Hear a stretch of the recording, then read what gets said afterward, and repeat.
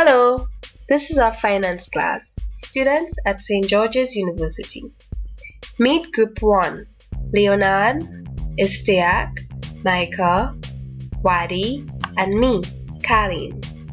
This is our lecturer, course director for BUSI 306.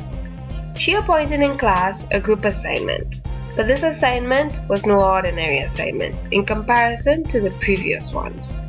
In our formed groups, we were to choose a topic discussed in class and present a video.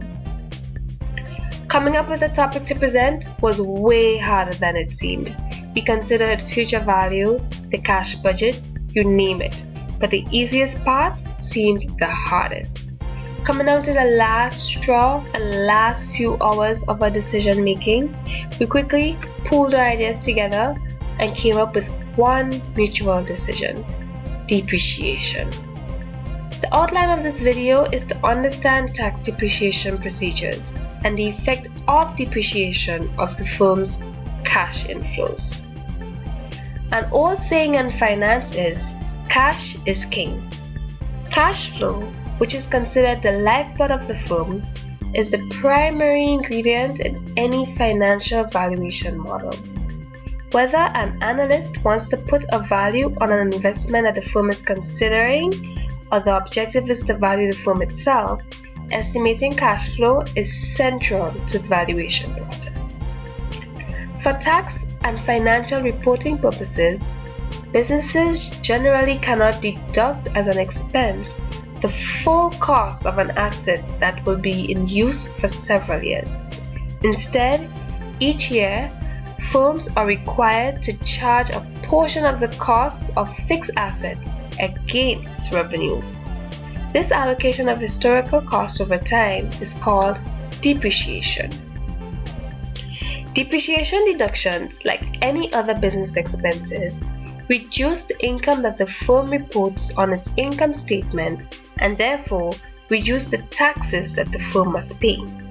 However, depreciation deductions are not associated with any cash outlay.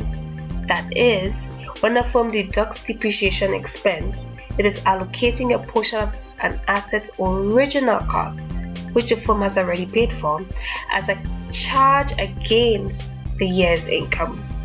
The net effect is that depreciation deduction increases a firm's cash flow because they reduce a firm's tax bill. For tax purposes, the depreciation of business assets is regulated by the Internal Revenue Code. Because the objectives of financial reporting sometimes differ from those of tax regulations, firms often use different depreciation methods for financial reporting than those required for tax purposes. Keeping two different sets of records for these two purposes is legal in the US. Depreciation for tax purposes is determined by using the Modified Accelerated Cost Recovery System, also known as MACRS. A variety of depreciation methods are available for financial reporting purposes. All depreciation methods requires you to know an asset's depreciable value and its depreciable life. Depreciable value of an asset under the basic MACRS procedures: the depreciable value of an asset, which is the amount to be depreciated, is its full cost, including outlays for installation.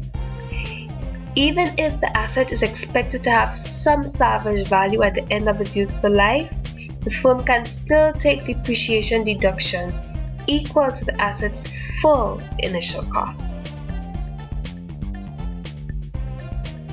The time period over which an asset is depreciated is called its depreciable life. The shorter the depreciable life, the larger the annual depreciation deductions will be, and the larger will be the tax savings associated with those deductions, all other things being equal. Accordingly, firms generally would like to depreciate their assets as rapidly as possible. However, the firm must abide by certain Internal Revenue Service requirements by determining depreciable life.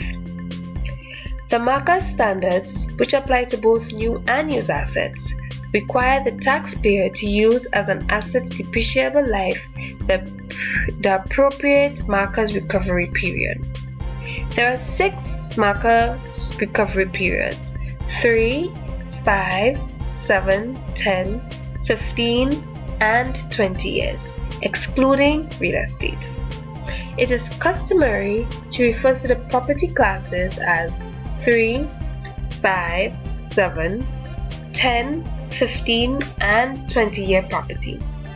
The first 4 property classes, those routinely used by businesses, are defined in the table shown.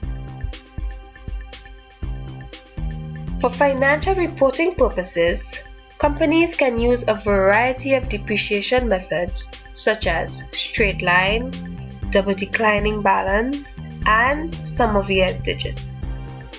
For tax purposes, assets in the first 4 markers property classes are depreciated by the double declining balance method using a half-year convention, meaning that a half year's depreciation is taken in the year that the asset is purchased, and switching to straight line when advantageous. The appropriate percentages, rounded to the nearest whole percent, written off each year for the first 4 property classes, are shown in this table.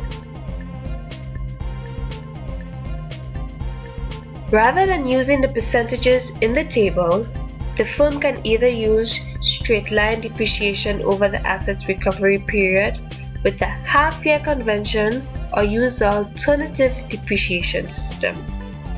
Because markers requires us to use half-year convention, assets are assumed to be required in the middle of the year.